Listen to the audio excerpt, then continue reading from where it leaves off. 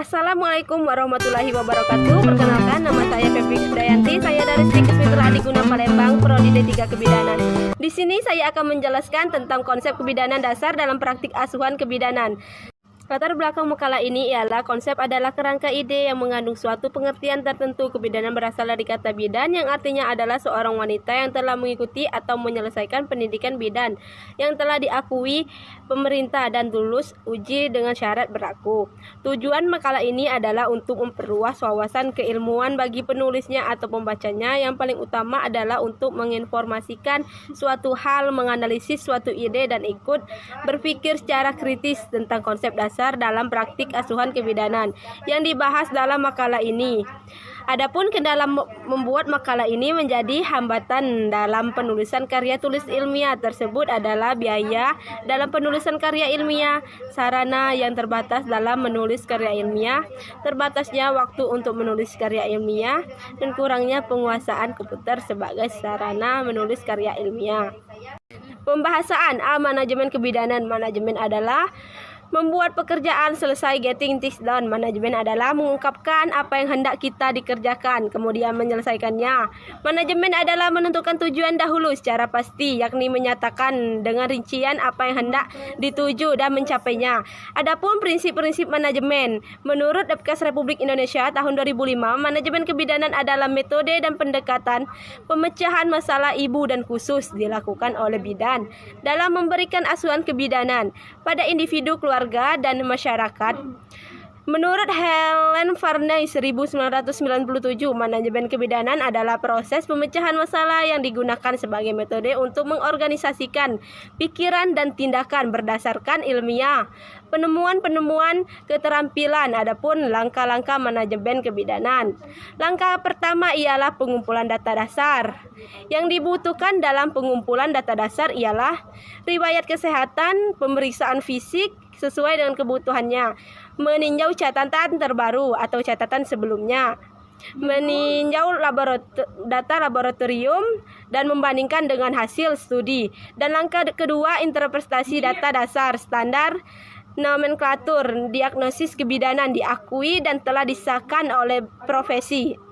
Berhubungan langsung dengan praktik kebidanan, memiliki ciri khas kebidanan, didukung oleh Essential judgment dalam praktik dapat diselesaikan dengan pendekatan manajemen kebidanan. Langkah ketiga ialah mengidentifikasi diagnosis atau masalah potensial. Dalam langkah ini, bidan dituntut untuk dapat mengidentifikasi masalah dan diagnosa potensial terlebih dahulu.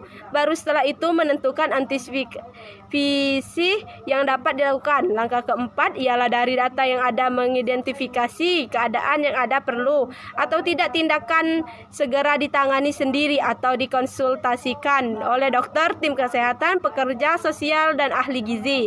Kolaborasi. Dan langkah kelima ialah tidak hanya meliputi apa yang sudah teridentifikasi dari kondisi klien, tapi juga dari kerangka pedoman antisipasi terhadap klien. Apakah dibutuhkan penyuluhan, apakah konseling, dan apakah perlu merujuk klien bila ada masalah-masalah yang berkaitan dengan sosial, ekonomi, kultural, atau masalah psikologis. Dan langkah yang keenam bisa dilakukan oleh bidan, klien, keluarga klien, maupun tenaga kesehatan yang lain. Bidan bertanggung jawab untuk mengarahkan pelaksanaan asuhan bersama yang menyeluruh. Dan langkah terakhir, langkah ketujuh ialah evaluasi efektivitas dari asuhan yang telah dilakukan. Adapun ruang lingkup praktik kebidanan. 1. Ruang lingkup dan sasaran dalam melaksanakan praktik bidan, memberikan asuhan sesuai dengan kebutuhan terhadap perempuan pada prakonsepsi, masa hamil, masa melahirkan, postpartum, maupun masa interval, melaksanakan pertolongan persalinan. Di bawah ini ditanggungjawabkan sendiri memberikan asuhan bayi baru lahir, bayi dan balita. Pelayanan kebidanan asuhan bagi perempuan mulai dari pranikah, prakehamilan, selama kehamilan, persalinan, nifas, menyusui, interval antara masa kehamilan, menopause, termasuk asuhan bayi baru lahir, bayi dan balita. Adapun pelayanan KB, konseling KB, penyediaan berbagai jenis alat kontrasepsi, asuhan untuk keluarga yang mengasuh anak, pembinaan, kesehatan keluarga, kebidanan komunitas, persalinan di rumah.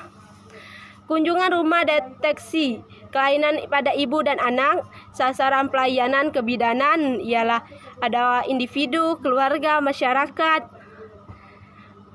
Adapun 2, lahan praktik pelayanan kebidanan, ada BPJS atau di rumah masyarakat, puskesmas, rumah sakit, klinik, dan unit kesehatan lainnya. Adapun C, pengorganisasian praktik asuhan kebidanan. Ada 1, peran dan fungsi bidan. Bidan adalah salah satu petugas kesehatan yang dapat memberikan pelayanan kebidanan masyarakat sesuai dengan kompetensi dan bisa kewenangannya. Kesimpulan dari pembahasan saya, bidan yang telah menguasai langkah-langkah dalam pengambilan keputusan klinis akan mengurangi bahaya-bahaya dari penggawatan daruratan yang terjadi. Dan jika bidan juga telah menguasai manajemen bidan yang berkaitan erat dengan pengambilan keputusan klinis, maka bidan telah dapat menangani masalah yang terjadi.